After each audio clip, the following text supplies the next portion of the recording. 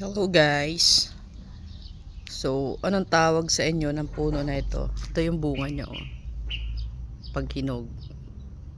Tapos ito naman, kilaw. Ang daming bunga. Oh. Yan, oh. Ang dami niyang bunga, oh. Ayan yung puno niya. Tapos, ayan, lalaglag lang siya dito sa baba. Dami. Oh. Ayan pa.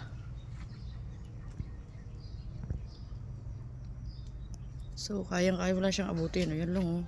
Oh. Ayan, oh. Oh, nilaglag. Yan. Yan po.